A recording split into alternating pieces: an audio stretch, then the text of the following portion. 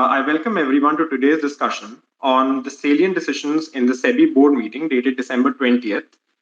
In today's discussion, we have with us Mr. Sandeep Parekh and Mr. Anil Chaudhary from FinSec Law Advisors.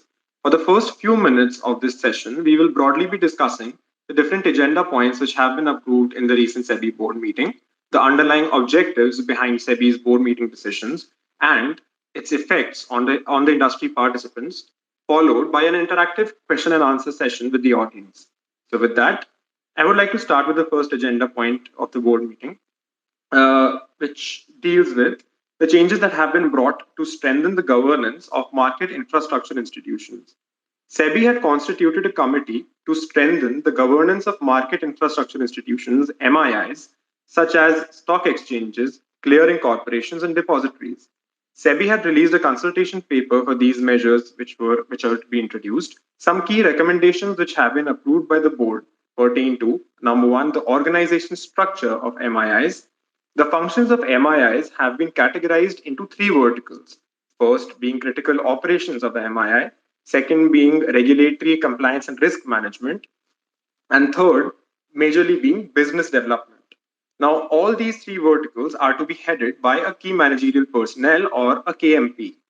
The resource allocation, as has been recommended in the paper in the board meeting, would be more majorly prioritized on the first two verticals, and it shall be assessed periodically. With regard to board governance, which was point number two, the public interest directors for MIIs would be appointed on the basis of their skill set, because SEBI had realized that people from the backgrounds such as technology, law, finance, and accounts were lacking in the boards of MIIs, and the PIDs shall meet every 6 months and submit a report to the board of MII and SEBI after the meeting. And further, like with regard to point number three, which pertains to the accountability of key managerial personnel, the definition of key managerial personnel has been broadened to cover employees of MIIs based on the importance of their activity. Now, as stated in point number two, of with regard to the regular meetings of PIDs, there has been an appointment of a chief risk officer, which has been approved for the MII board, and the reporting requirements of the CRO are such that he or she shall submit a quarterly report on the non-compliances of the MII.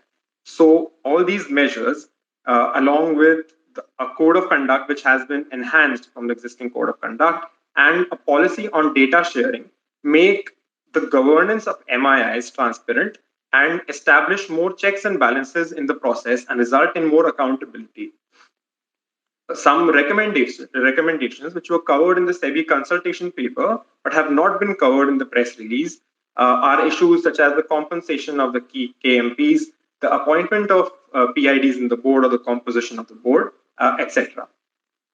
Moving on to the second agenda point, which pertains to an enhanced risk management framework for stockbrokers who are to be designated as qualified stockbrokers. Now, certain stockbrokers in the market handle a considerable number of clients' funds, and trading volumes. Therefore, if any of these brokers fails, it could lead to a widespread impact on the investors in the market. Therefore, the board has approved amendments to the stockbrokers regulations to designate such brokers as QSBs or qualified stockbrokers on identified parameters such as the number of users, clients, etc. Now, this move comes out of some unethical practices of some brokers which have pledged the securities owned by their clients without their permissions, and such activities erode the trust of the investors in the capital market. As a result of that, this system which has been proposed is quite similar to that of qualified RTAs, which also are classified on the basis of the number of folios that they are handling. Now, moving on to agenda point number three, which pertains to the SEBI buyback regulations and the changes that would be brought under them. Now, the buyback regulations of 2018 prescribe three models or methods of completing the buyback of shares. One is via the tender offer route, the second is via stock exchanges, and the third is via the reverse book building process. SEBI has given its nod to remove the buyback through stock exchange route from the existing framework in a phased manner as a stopgap measure it has approved the proposal to increase the utilization limit from 50% right now to 75%, which basically means that 75% of the funds which have been allocated by the company for the buyback shall have to be used for completing the buyback. With regard to the tender offer route, the requirement of filing a draft letter of offer with SEBI has been decided to be discontinued, and the timeline for completion of the buyback has reduced by 18 days as a result of that. SEBI has allowed the upward revision of the buyback price as well, up to 1 day prior to the record date of the buyback. And lastly, with regard to bringing transparency, SEBI has also provided the details of all places where the advertisements for buybacks need to be provided by the company. Majority of buybacks empirically in our country happen via the tender offer route, and SEBI has eased the restrictions around it, making it more efficient. With regard to the removal of the buyback through the stock exchange route, it had not been approved by the KK Mistry committee, and the reasons for the same need to be looked at when the agenda comes out. Now, other changes were also recommended to the reverse book building route, which have not been discussed or deliberated on in the board meeting, and they have not been released in the press release which has come out. With regard to agenda point number 4 that we'll be discussing, which pertains to a new framework for execution-only platforms for providing direct plans of mutual funds, which wasn't there till now. Now, in a bid to simplify registration-related compliances for execution-only platforms, SEBI has approved the proposal to establish a new framework for them, and these execution-only platforms can seek registration under 2 categories.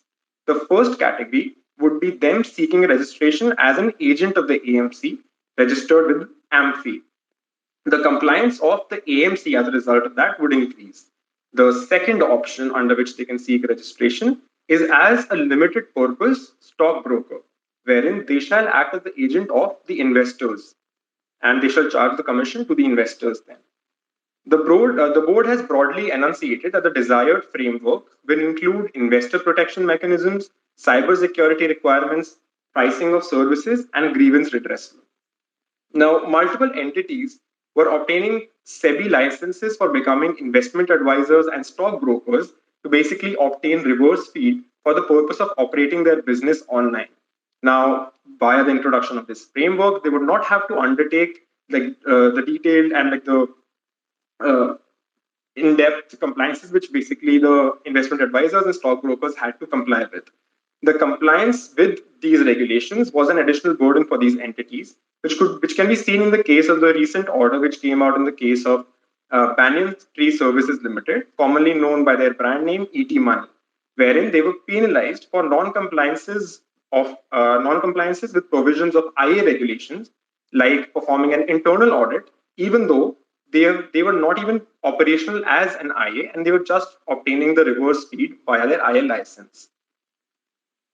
Now, with regard to agenda point number 5, which is wherein SEBI has streamlined the onboarding process for a registration of FPIs in the country. Now, SEBI has streamlined the procedural requirements for FPIs, and it results in ease of doing business and reduces the time taken for registration. Right now, simultaneously, the FPIs had to file documents one after the other, and scanned copies of the documents were not accepted by SEBI. As a result of this procedure, the SEBI would accept the scanned copies. However, trading would only get activated once the physical original documents are received by SEBI. So that acts as a procedural safeguard as well. Then other measures include applications and digital signatures for registration would be accepted, as well as they would even use the SWIFT mechanism for certification of documents of FPIs from overseas bankers. All these changes would ease in the process of onboarding FPIs and will definitely attract more funds via the FPI route. Agenda point number 6 pertains to a new framework for adoption of cloud services by SEBI regulated entities. SEBI has proposed to regulate entities which use the cloud computing solutions. Till now, SEBI had not stated or taken any position with regard to the use of cloud computing services. And as a result of that, players in the market are uncertain as to even if SEBI approves the service in the first place or not. But SEBI, via the consultation paper, addressed the need to bring in this framework which could minimize the cybersecurity hurdles which were posed by such services. In a comprehensive, principle based framework, SEBI has approved the mechanism to include aspects of risk assessment, data localization, regulatory and legal compliances that the entities would have to undertake, and their rights and responsibilities. This particular move would further be need to be read with the data protection bill, which has recently come out 2020 or in 2022, and as and when that becomes an act, because a lot of obligations for these entities would also flow from the said bill. Now, the move proposes to prevent the sensitive information of the users from being leaked. It wants to prevent the access to data from countries which do not uphold confidentiality clauses and agreements, which again would be further prescribed under the data protection bill. It provides for measures for disaster recovery, wherein regular drills have to be conducted by the entity for ensuring that there is a proper procedure for data recovery. And it also prevents concentration risk in just one cloud service provider when all entities are storing their data together. Now, all these moves again would be read with the data protection bill, and the rules under the bill are yet to be publicly released, and comments are awaited from the public. So, as and when that gets finalized, this framework and the bill together would form the comprehensive framework that the entities would have to comply with. These are broadly the agenda points that we wanted to discuss in today's session. I would like to invite Sandeep sir and Anil sir to share their views on each of these agenda points. Hi, thanks, Anirudh, for all the summary and kind of the brief views. I think I'll just focus on two or three short points with respect to the MII decisions and the buyback decision, where I think SEBI has really gone wrong. And then I'll ask if Anil wants to add to that. I think the first point is with respect to market infrastructure institutions, which is kind of short form for three organizations, which is stock exchanges, clearing corporations, and depositories. Now, obviously, these are not ordinary profit-making companies. They're they kind of pretty much everything they do is regulated, including what time the CEO wakes up, just to kind of stretch it a bit.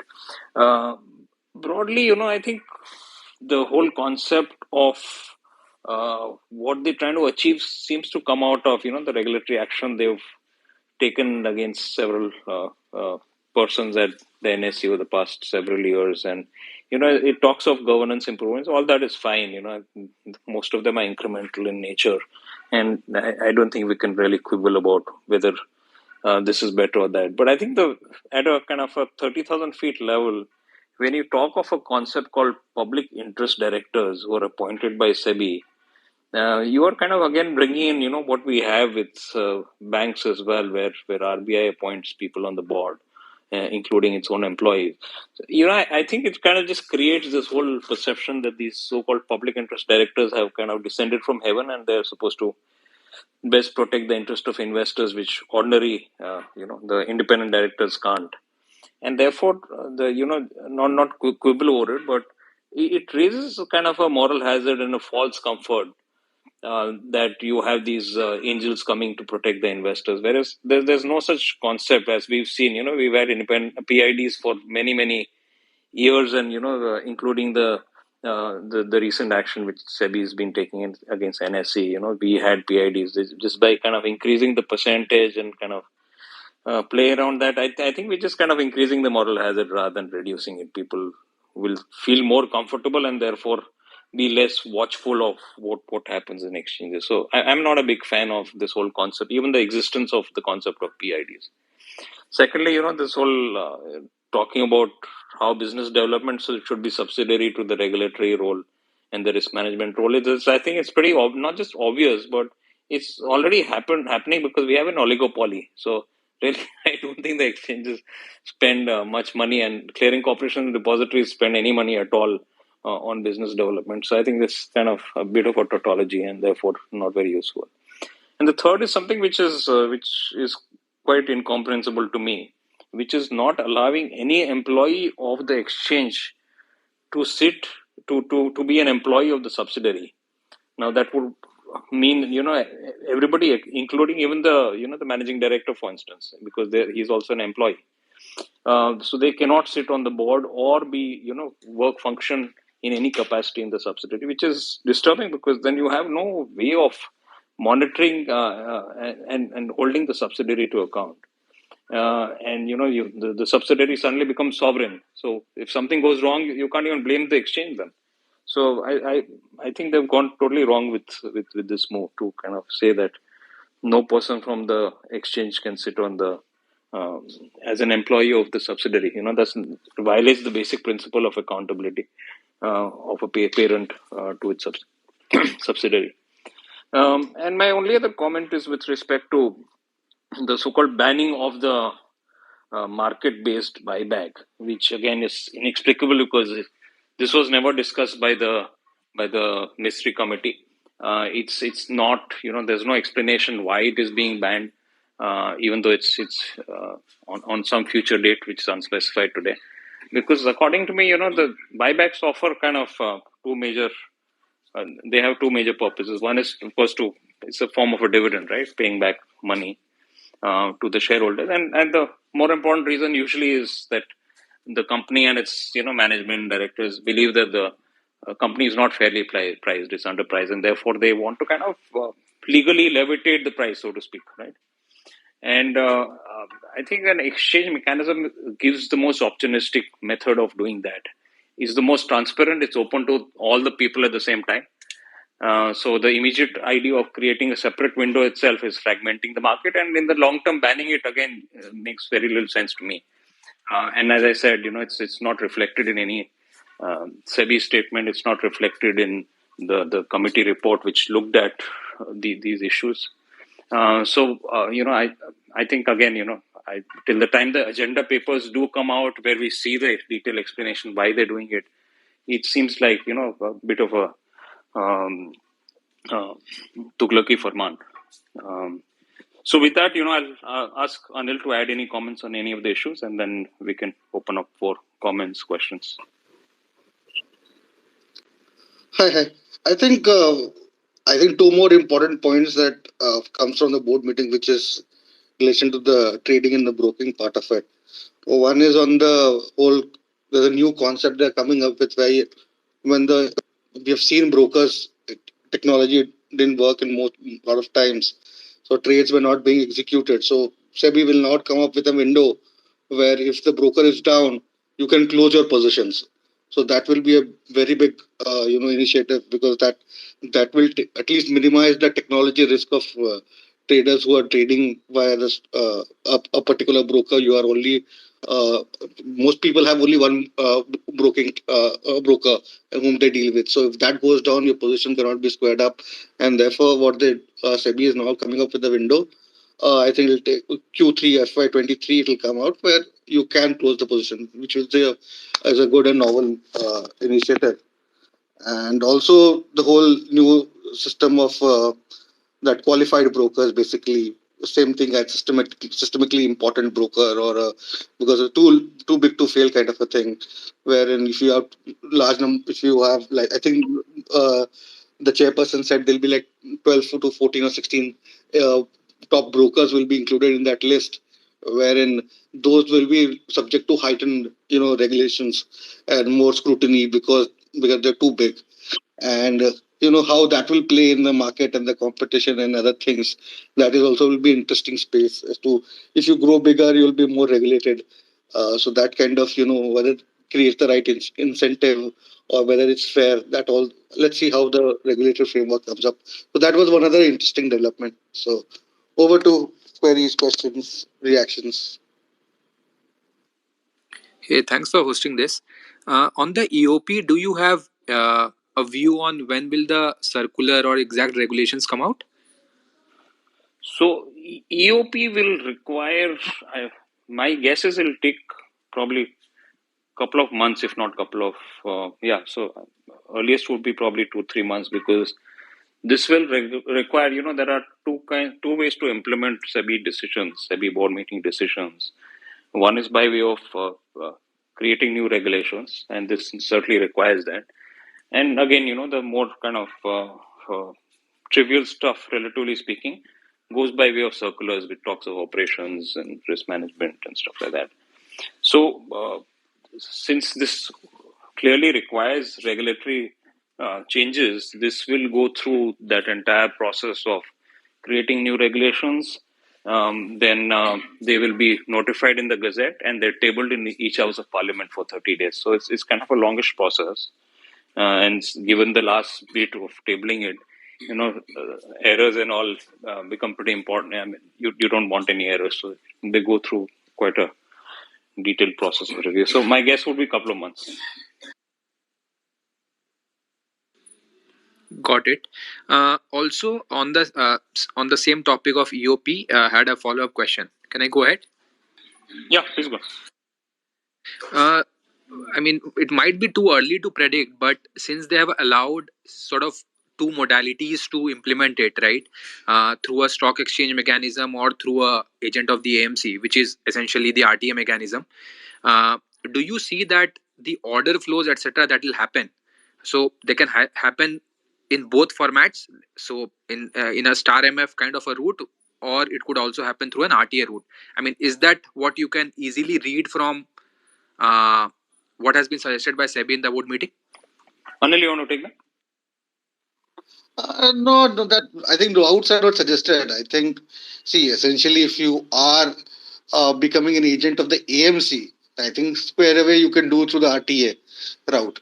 So I think that will be the easier one. And the broker one, maybe you have to use, I think, star MF. So depends on modalities as to what framework is used.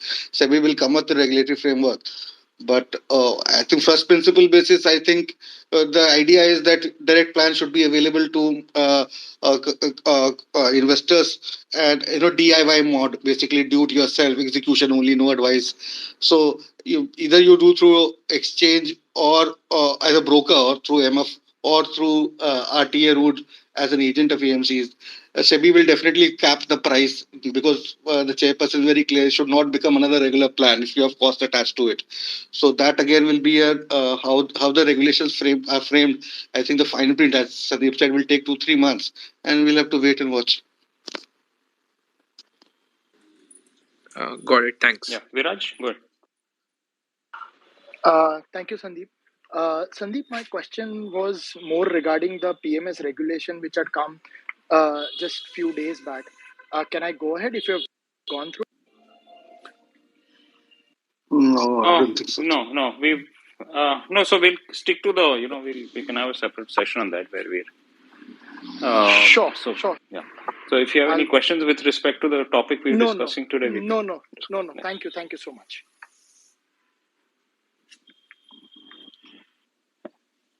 Anybody else would like to come in with a comment or a question? Please go ahead.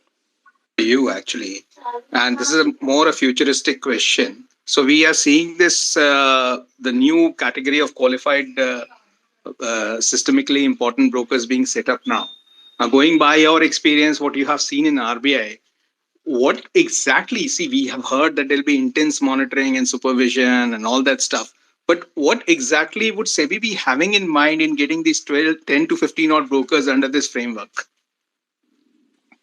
Okay, so I'm just taking a wild guess, but here's what I think would happen. It would be that till now, I think it's the entire inspection. Of course, SEBI does inspection of brokers, but they rely very heavily on exchanges to do all the hard labor, really.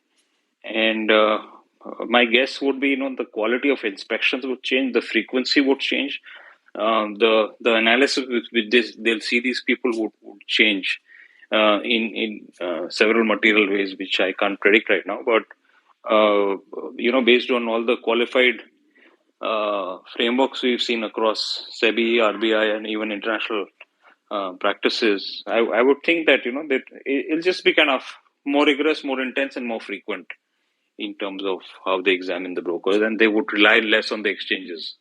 And we've seen this in the Karvei case firsthand.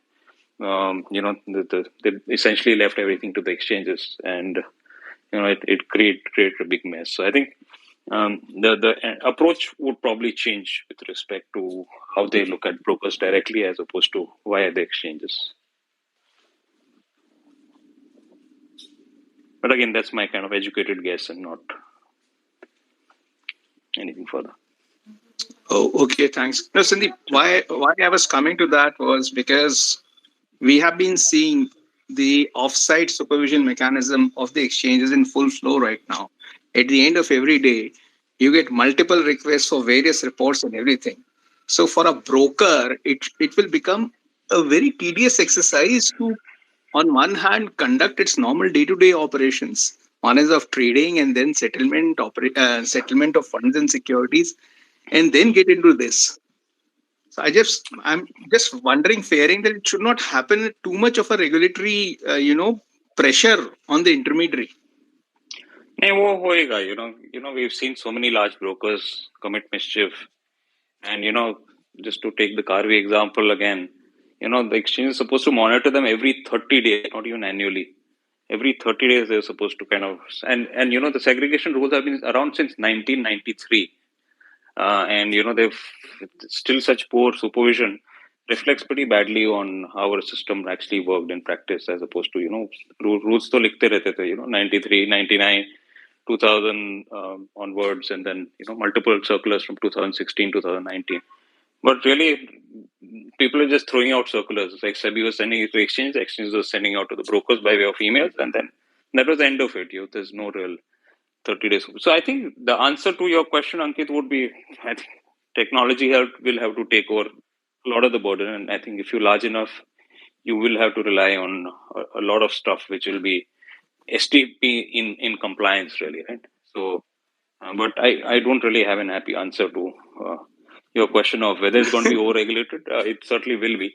But given our past experiences with broker supervision, it's everybody has been left wanting, and we've had SEBI order also against the exchange saying that you didn't supervise. But the fact is that SEBI itself didn't do a good enough job.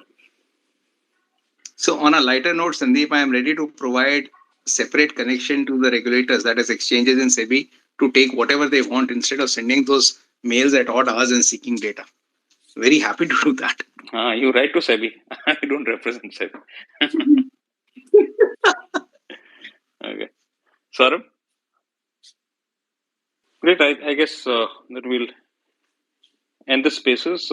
And thanks everybody for being here, and look forward to seeing all of you at the next event.